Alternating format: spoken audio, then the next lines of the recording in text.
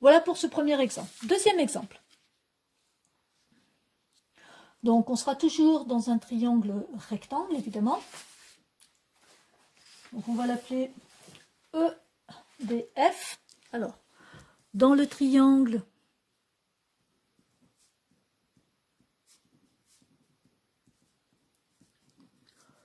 EDF rectangle en E,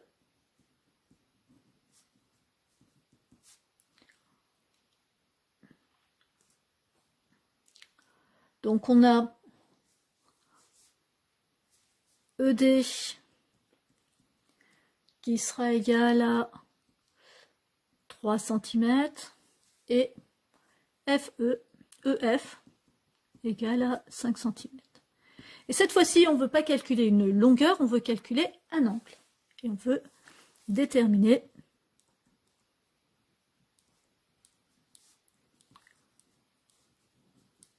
l'angle EFD, arrondir à l'unité. C'est vrai que tout à l'heure, je n'ai pas précisé l'arrondi, c'était un arrondi au centième. Alors, toujours la même chose, on commence par faire une figure à main levée.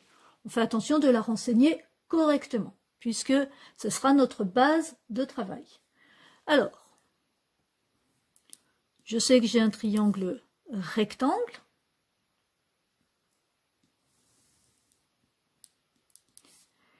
Rectangle en E. Et donc, je vais pouvoir placer F et D. 3 cm ici, 5 cm ici. Le but du travail, c'est de déterminer l'angle EFD. Quelle est la lettre du milieu, c'est F. Quel est le sommet de l'angle, c'est F. E et D étant sur les côtés. Donc là, je vais le passer en vert.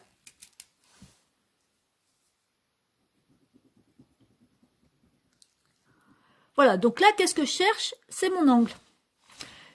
De quoi est-ce que je dispose? Donc, il faut essayer de voir quels sont les nombres dont on dit, enfin les longueurs dont on dispose.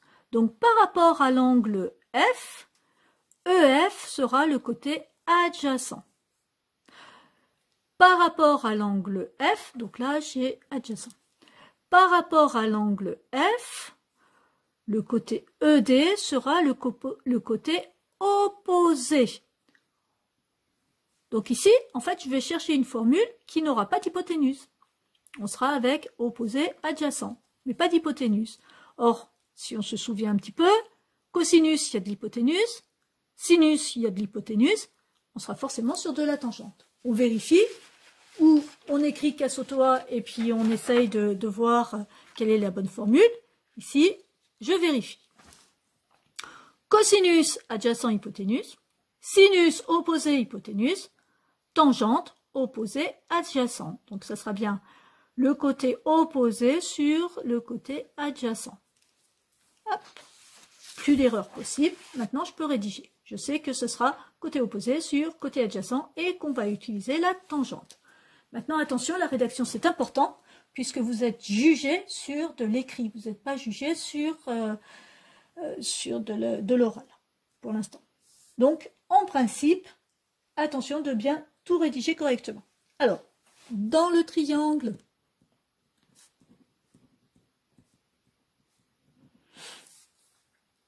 EDF rectangle en E,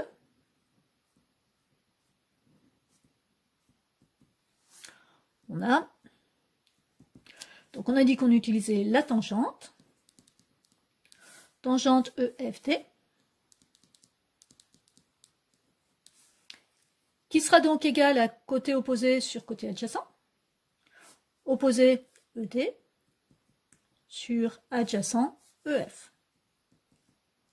Je remplace par les valeurs. Tangente EFD. Côté opposé 3 sur côté adjacent 5. Et vous voyez bien que ici, on n'a pas la mesure de l'angle. Donc là, on ne pourra pas faire de calcul avec ça. Du coup, ici, on va utiliser les fameuses formules arc sinus ou sinus moins 1, arc cosinus ou cosinus moins 1, ou arc tangente ou tangente moins 1. En l'occurrence ici, ce sera arc tangente ou tangente moins 1. Donc ici, je vais pouvoir écrire que E, F, D égale arc tangente, entre parenthèses, et je mets directement mon calcul. Alors, une chose à ne pas faire, c'est calculer cette fraction. Vous ne la calculez pas, cette fraction. Vous allez d'abord perdre du temps. Et puis ici, ça va qu'on divise par 5. Donc diviser par 5, c'est multiplier par 2, diviser par 10. Ça tombe toujours juste. Très bien. Mais vous n'aurez pas toujours une fraction qui tombe juste. Donc ici, ne calculez pas cette fraction. Vous la laissez entre parenthèses. Et la calculatrice va vous donner un arrondi qui sera le plus juste possible. Si vous commencez à arrondir la fraction, puis qu'ensuite vous arrondissez avec la formule trigonométrique, vous risquez de amplifier des erreurs. Donc, évitez de faire ça. Alors, ici, j'allume ma calculatrice.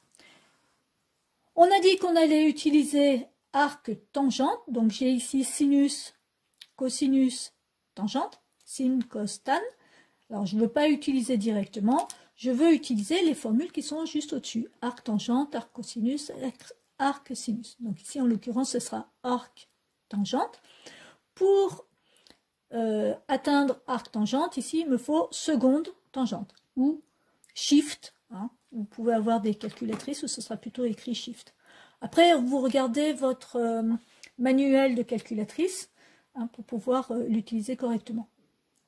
Donc, seconde tangente. Arc tangente apparaît, vous pourriez avoir tangente moins 1. Tangente moins 1, ça reste juste. Hein. Donc ici, on a dit qu'on mettait directement la fraction, donc 3 divisé par 5. Je n'oublie pas de fermer la parenthèse, on a vu tout à l'heure que c'était important. Et là, exécuter. Je vais avoir une valeur approchée. Alors, on nous a demandé dans l'énoncé d'arrondir à l'unité, ça veut dire qu'ici, je vais garder simplement un chiffre après la virgule. Donc ici, ce sera E, F, D, environ égal à 30,9 degrés. Alors, ici, le chiffre qui est après le chiffre que je dois garder est un 9. On fait partie des 5, 6, 7, 8, 9. On va donc arrondir à l'unité supérieure. Donc ici, E, F, D, mesure environ. Et attention, environ est important. Environ, donc, 31 degrés. Voilà. Alors, en résumé, petite chose importante. Voyez que lorsque vous calculez une longueur, vous allez utiliser le produit en croix. Lorsque vous voulez calculer un angle, ici, vous utilisez directement la calculatrice et vous allez utiliser arc sinus, arc cosinus, arc tangente ou sinus moins 1, cosinus moins 1, tangente moins 1.